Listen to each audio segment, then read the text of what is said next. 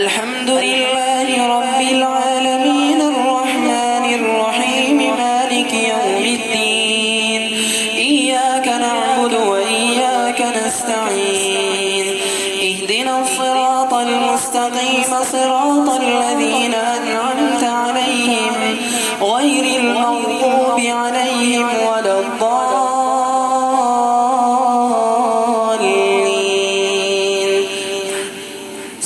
قد أفلح المؤمنون الذين هم في صلاتهم خاشعون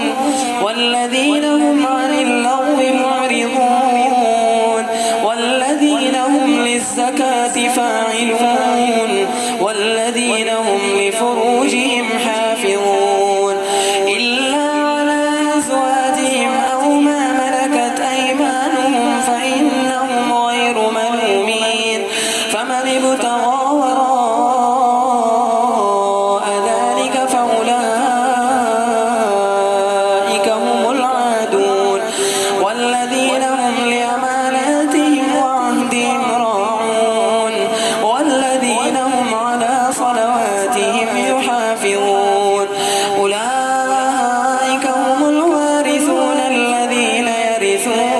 الفردوس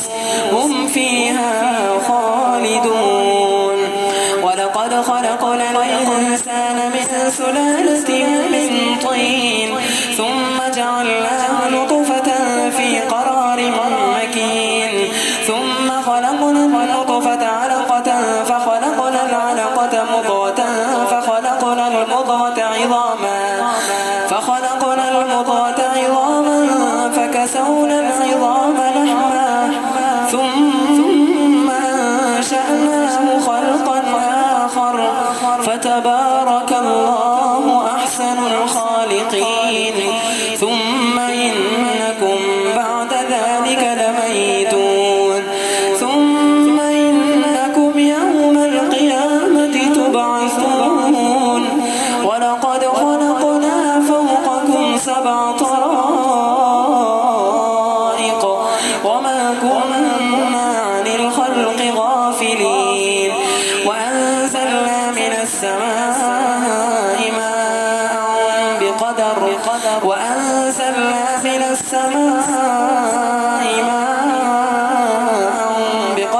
فأسكناه في الأرض وإنا على ذهاب به لقادرون فأنشأنا لكم به جنات من نخيل وأعناب لكم فيها فواكه كثيرة ومنها تأكلون وشجرة تخرج من طور سيناء تنبت بالدهن وصبغ للآكلين وإن لكم في الأنعام لعبرة نسقيكم مما في بطونها ولكم فيها منافع كثيرة ومنها تأكلون وعليها وعلى الفلك تحملون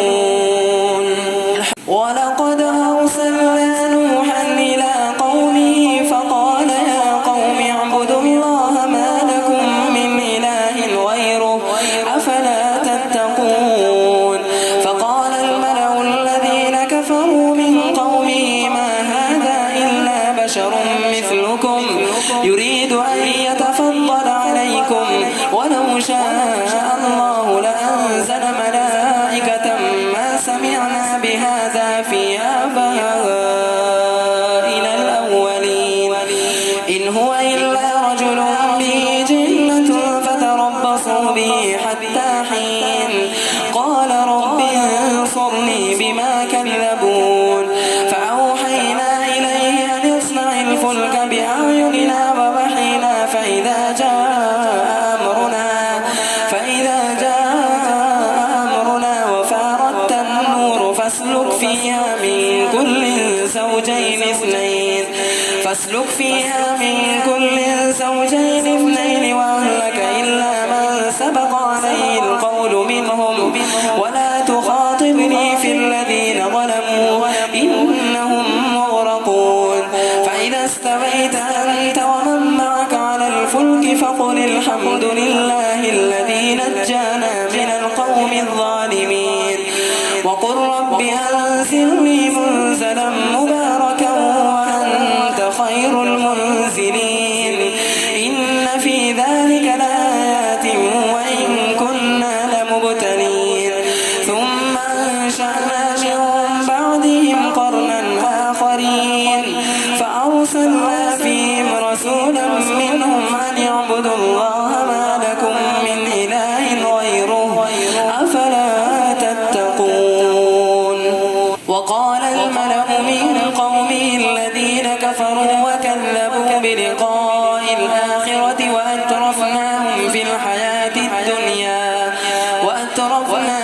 الحياة الدنيا ما هذا إلا بشر مثلكم